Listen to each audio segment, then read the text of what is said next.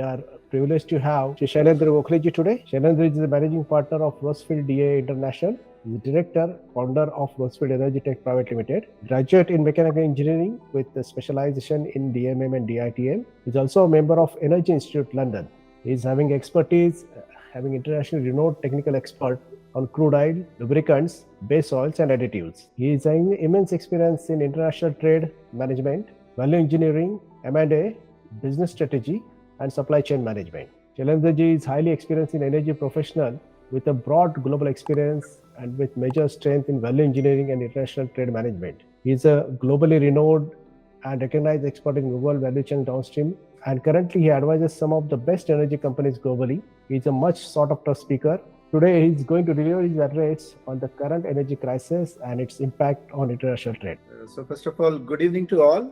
And before I just start my presentation, I just wanted to say big thanks to Abhimanyu ji and my dear friend Suhas Nawate ji for giving me this opportunity to talk on the most hottest topic today. And even when we talk about 3rd December, literally today, because a lot of things are happening, and from 5th of December, things are going to be completely different. So I will talk about that, and it is going to impact international trade management heavily. So we are definitely around 3rd of December, and we all will have to speculate what's going to happen on 5th of December when the sanctions actually will hit Russian crude by EU. So I will talk about that.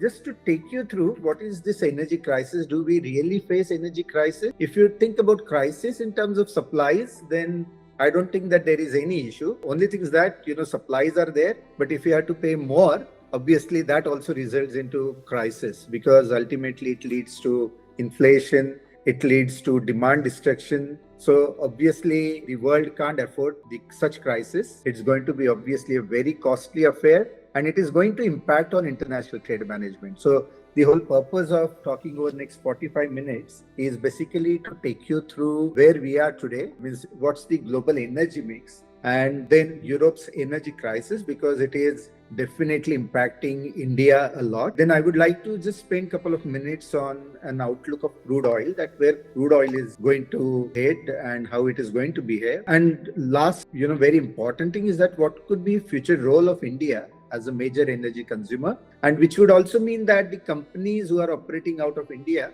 they are going to get huge benefit or could get impacted as crude oil behaves over the next couple of months, and it will definitely impact the share price of energy companies. So whether these companies are producing energy, whether they are in oil or gas or coal or renewables, or if you are consuming a lot of energy coming out of hydrocarbon, then obviously that's going to be impacted. So while I'm not obviously going to talk on financials of companies, but I think this next 45 minutes are going to help you to understand that what could be impacting the companies and its top line and bottom line. And then it will help you, of course, in your own assessment. So basically, I've just plotted this from 1900 till 2020, I would say. And 2020, why I've kept it there, because obviously that was the year, the line which you can see. And of course, I will take you through where 2050 will end with. So in last 120 years, if you can see, there are various forms of energy. So it started with coal, and almost 100% coal, little bit of oil when it started getting, particularly in 1960s, where countries like Iraq, Saudi, Iran discovered a lot of oil. And then that obviously became a key transportation fuel and the key residential fuel, and also to great extent fuel for the industry. So obviously oil was taking off nicely, and you can see there is around 1970 the oil hit maximum. In fact, coal came down substantially in 1970s. So 1960, when it's a very interesting year where the oil exporting countries like Saudi, Iraq, Iran, they realized that they can play a big role. They can become very powerful countries because industrial revolution was happening, and there was going to be huge demand of oil and to some extent gas, and these countries felt that they need to create their organization. Otherwise, the consumer countries will take them for right. So they wanted to protect their interest, and that's when the OPEC was formed. OPEC, which stands for Organization of Petroleum Exporting Countries, and then they started dictating the price. They started dictating their supplies, and that's where the oil as a commodity started behaving differently. Means if you really see from 1900 to 1960, oil price used to be very steady. There were no fluctuations at all. But come 1960s, 70s, there was an oil shock, which also forced countries like Japan and Europe, who were not at all having any oil, they started thinking that whether they can explore other forms of energy. So that's when a lot of investment happens in the non-hydrocarbon or non-fossil, like hydro or like nuclear, and then natural gas, which is cleaner than oil. Also, there started some investment happening, but still during 80s and 90s, oil dominated, and it was going to still dominate for couple of years. Means some of you might remember in 90s, people used to think that oil is going to last only for 30 years, 40 years. But now when we are in 2022, you can still talk about oil, which is going to be there for another 100 years at least. So that's the view on oil. So oil is going to be there, but at what price obviously is going to decide. But somewhere around 2000, things started happening slightly differently. That is a time when USA discovered a lot of shale oil and shale gas, which again changed the scenario. US became one of the biggest producers of oil. So earlier OPEC used to dictate, and also OPEC was joined by Russia, and they used to start calling them OPEC plus. So OPEC plus got one more competitor. So USA never joined OPEC, of course, but they obviously started producing a lot. Their dependence on Middle Eastern oil started coming down. But of course, USA needs certain oil from Saudi Arabia, or for that matter from Middle East, because certain quality crude is not available with their shale gas or shale oil. So that's a different story, which again goes to show that the dependence on Middle East, while it has come down, they will still need oil coming from OPEC. And I wouldn't say OPEC plus because Russia is there, but they will depend on OPEC. But you can clearly see we are in 2022 now, and the graph as it shows, oil will start coming down, and so is gas over the next 30 years, though gas has obviously improved a lot because of shale gas, and also gas is relatively cleaner source of energy compared to coal and crude oil, but it will also converge with oil somewhere in 2050. The reason is obviously the hero of that revolution would be renewables, and that is because of the impact on climate. So climate change is here, and as we all experience the cyclones and floods everywhere happening, bushfires which happen, which have started actually impacting everybody's life. And if we don't do something now, obviously our next generations are going to pay heavy price for that. Just to give example, 20 years back, the taste of mango used to be so sweet, and now the taste of mango what we get today is not as sweet as, so just to give you example, which means that this climate change is real. It is impacting agricultural produce and the quantity of that, which will obviously lead to deeper hunger crisis. So we can't afford, as a global thing, and there is going to be definitely increase in the temperature. So during COP 21, there was agreement that by end of this century, we will control the increase in temperature by 1.5 degrees Celsius. Unfortunately, things are like it could go to 2.8. So this time in COP at Egypt, there were a lot of discussions which happened, and there was some consensus that if we can't go down to 1.5 in at this stage, but 2.8 is also going to be very high. So maybe 2.1 could be the new goal. But of course, all countries will have to really work hard to bring it down to 1.5. But that means that renewables are going to definitely become necessary fuel for us. And that's where the companies who want to invest into any form of energy, I think renewables is going to be. So no surprise, companies like Adani, Reliance in India, they are spending heavily on renewables, and so are the international oil companies like Shell, BP, ExxonMobil. They have started investing heavily into renewables. There is no choice, so that's the thing, that's the scenario, which means that coal is going to really come down heavily, and then gas, oil will be still there. Of course, this is a global mix. The interesting thing will be like here I would like to show you something in 2019, and you have to just pay some good attention to this, because what I have done is that this is natural gas, this is oil, this is renewables, and this is coal. And what I have done, I have considered 4 regions, which is US, European Union, China, and India. So when you see USA in 2019, just before COVID, I have purposely taken 2019. Things will not be much different even 2022. USA, because of the shale gas and oil, they are very heavy on gas and oil. You can see around 35% each. Compared to that, renewables are still much less than 20%, though USA is investing also heavily into wind power and solar power, but still it is very less. Coal they are definitely reducing their dependence, but they are still going to require some coal. A lot of thermal plants are getting converted into renewables. So again, that's going to drive a lot. This is as far as US is concerned today. Look at EU. EU, again, story is natural gas and oil.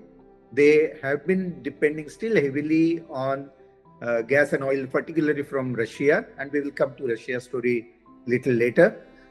They have started investing into renewables, and some of the Scandinavian countries which have invested heavily into renewables, they have started reaching almost 60-70% in their energy mix. But countries like Germany, Italy, France, they are still below 20%. So if I think about Germany, they are around 14 to 15%, and they are using coal. And obviously, intention of EU is completely reducing coal. But as we have seen during this crisis, and particularly after Russia-Ukraine war, that these guys, since they were not getting desired volumes of gas and oil from Russia, they are forced to go for coal. So again, that is obviously going to impact the carbon emissions. But that is the story of EU. When you look at China, then story is completely different. China is world's largest energy consumer, and look at what they are doing. So natural gas and oil, obviously they are largest consumer, one of the largest consumers. And then their renewables are still less, around 10%. But look at coal is almost 60%.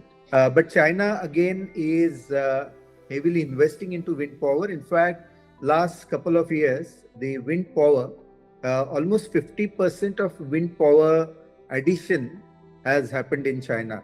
So you can imagine that China's seriousness about bringing change in the renewables, and particularly, they are talking about energy storage, they are talking about electric vehicles, and they have obviously taken lead. So they know that they can't afford to burn coal and charge their electric vehicles. So clearly some solid thought has gone behind that in China's energy policy. What about India? And while I will talk about India in details later, but very quickly, I think India is also heavily dependent on coal and will continue to depend on coal heavily. But we have started again investing a lot into renewables. Oil is, we are not producing much. Only 15% of India's oil requirement is domestic. And we can't afford to have more imports. And I will talk about that little later. Natural gas, we have slightly better story. 50% of our natural gas requirement comes domestic. So to that extent, we are better off. But again, India has to do something in the renewables. India has set target of 500 gigawatt by 2030. Maybe we are not going to reach there because we need to still consume a lot of coal. So of late, it has started coming down, but nevertheless, I think India is definitely making good progress on solar and wind power. So that's the story about 2019. The particularly carbon emissions is going to be goal is going to be attained. European Union again is not a different story. Rather, their gas and oil are going to be minimal. Few of the Eastern European countries will continue to buy oil and gas, but the developed countries within Europe are going renewables. So that's the story. Renewables are going to hit very high, almost 60%. Coal is flat again like USA. So European Union and US are going to be flat by 2050. Compared to that, if you see the China, then China is going to have oil, gas, and coal almost equal, but again, very low percentage, around 10 to 15% each. Renewables are going to be big, and China has already started working, as I mentioned earlier. But India, I think, is going to be still high on coal because we have huge reserves of coal, and still we do not want to just switch over to renewables, though renewables for India also is going to be very high, as I mentioned. Oil is still going to be required for India, so it's going to be 10 to 15%, and so is gas. So let me just quickly go to oil because oil is obviously making news and for right reasons. So today, if you really see, Venezuela has the largest oil reserves, followed by, you can see, Middle Eastern countries, Russia, Canada. USA, China have some obviously reserves. India doesn't have much, as I mentioned, 15%. But this is the oil reserves. And why I'm trying to show you this, because what will happen to these countries when everybody switches over to renewables? So obviously, we'll have to see that the dynamics is going to change. Socio-political scenario is going to change, and it's going to be very interesting. So that's there on oil reserves. Let me just put top producers of oil in the world in today's, means 2021. Purposely I have taken 21 prior to Russia-Ukraine war. You can see United States, is the top producer of oil. So while we all would be thinking that Middle Eastern countries will be still calling the shots, OPEC would be calling the shots, the biggest beneficiary is US, followed by Russia, and then followed by Saudi Arabia. This is top countries importing crude oil. So China is the biggest importer, followed by USA, because USA still imports a lot, as I mentioned, and India is the third largest. Interesting is Russia, and why they're talking about that. And my next 7 to 8 minutes, I will talk about this Russia crisis, and which is important for you, EU crisis, sorry. If you look at 2011 to 2021, this is the import of European Union from Russia, where you can see there is that EU imported, or rather spent a lot on energy from Russia. 10 years, it has considerably come down, means, from 149 level, if it has come below 100, obviously there has been a conscious effort by European Union to reduce import of energy. Obviously there are, they have been investing into renewables, so that is bringing down. Somewhere Russia also started realizing that they can make money only when the sun is shining. So clearly, from 158 and out of that, the energy of 99, you can see that EU has already cut by 30%. So there are some other countries who are trying to help EU. So help in the sense that, these countries are obviously going to be benefited of the crisis or war which is happening. But just keep this in mind that Europe has already started thinking about developing other channels instead of taking from Russia. That of course will make Russia a little nervous. And Russia also has to find out some other buyers. And as you can see, India and China, they are in top three energy consumers. So they are going to be big buyers going forward. And India obviously has taken big advantage of that. And you can see here, India has become third largest importer of fossil fuels from Russia. China continues to be the topmost, followed by Germany and then Netherlands and some of the European countries. But you can see here, India has become obviously the one of the biggest. So they are fifth. Turkey has taken again a good advantage of the situation. So they are number three. But India clearly is reaching to a very, very commendable position. But still, if you can see here, is that though European Union has come down and India has gone up. My next slide will show you not this, the subsequent slide. This is, as I mentioned, that from November last year to this July, there has been a drop of 30% from Russia. So Russia has been hit definitely, but India and China obviously have made up by buying. Who has got benefited? Before I come to India's slide, because if European Union has taken 30% less oil from Russia, obviously these are the two countries which have got huge benefit. So one is United States, which is here, and the other one is Norway. So clearly these two countries have grown and they have supplied larger quantities at the cost of Russia. So obviously, because of war, US has got huge benefits, and so is Norway. So when we come to India, obviously India energy is industrial. We consume almost 51%, residential is 29%, and transportation is 20%. Our primary source today is still coal and natural gas. For the industrial, residential is coal, natural gas, and renewables. Whereas transportation, I think story could be different, but it is still crude oil because we use a lot of petrol and diesel. Coal we have started using because of electric vehicles, though the penetration is still low. The ideally, they have to go with renewables, and things will start going over next 10 years. So transportation after 10 years, probably story would be renewables, followed by coal, followed by crude oil, very less. So obviously that's the future for the India.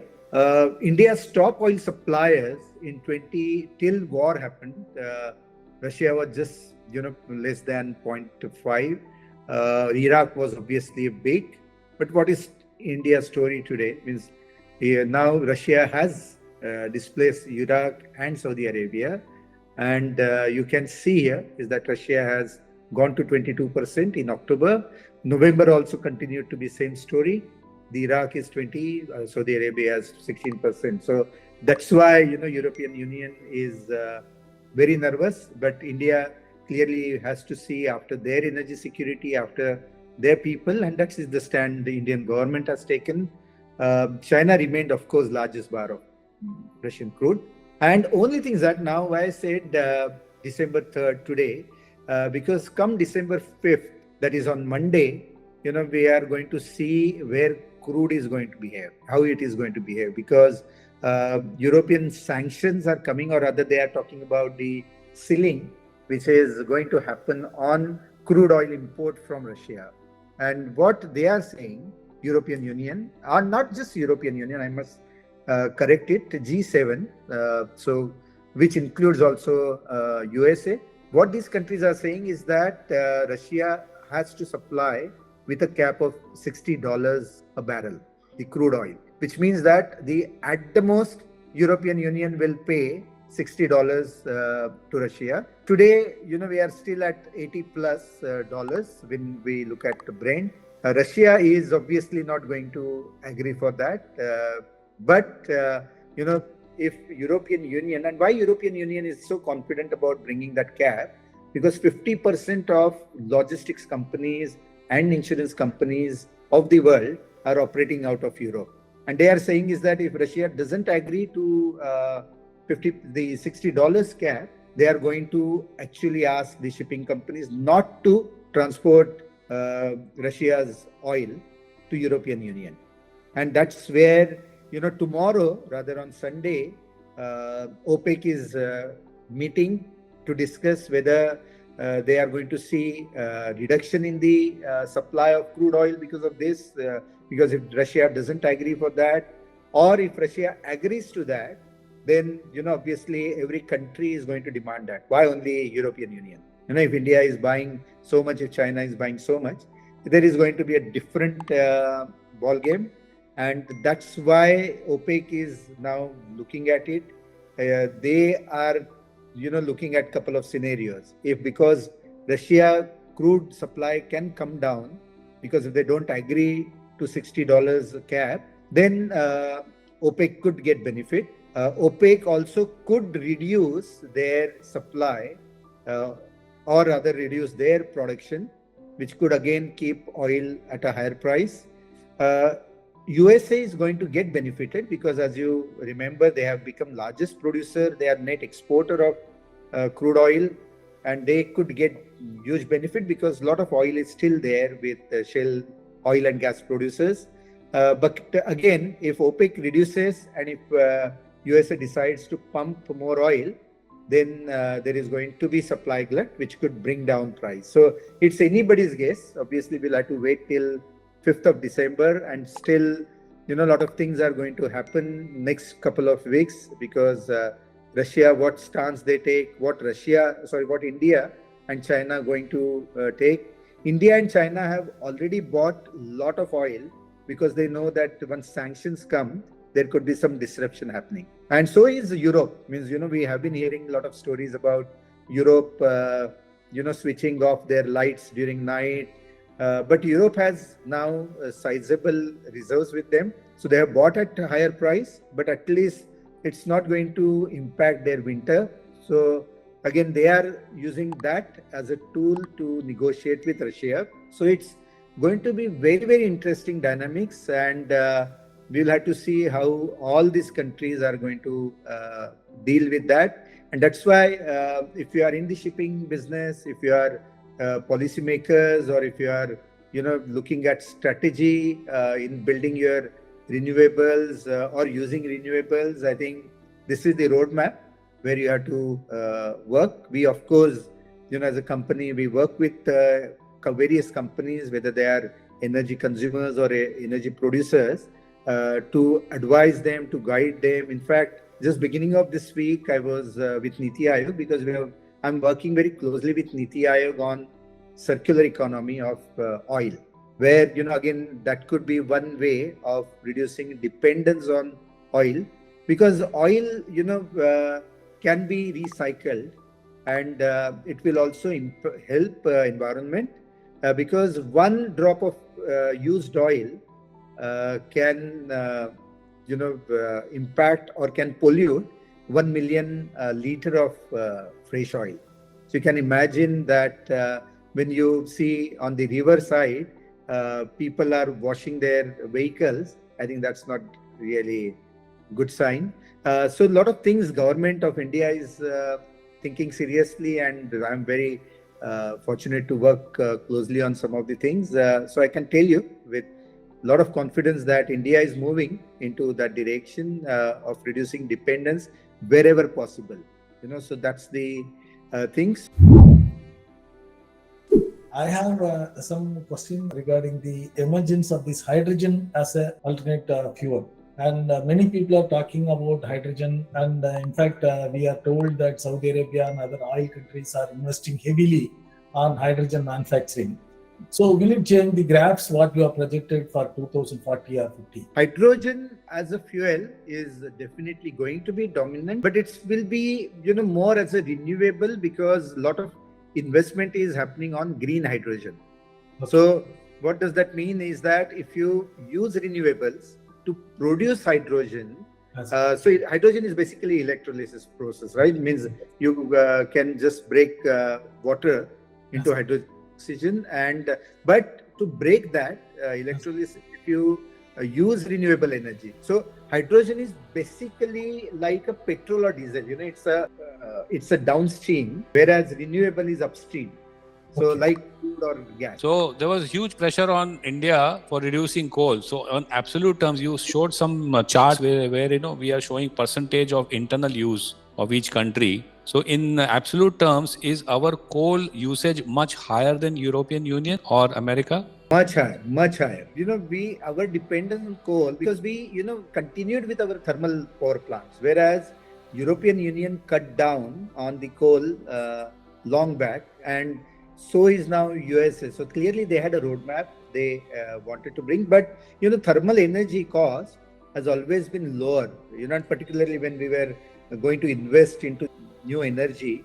And that is why India actually, and particularly what's happening is that European Union, because they could afford to get some other energy sources, though the cost was going to be high, and they wanted to bring down the carbon emissions, whereas India unfortunately has to live with that. Very recently, our energy minister has talked about coal. They are going to continue even beyond 2030, sizable. So which got reflected into my chart as well. Thanks a lot for giving me this opportunity. Thanks Abhimanyu ji, and thanks Suhas ji.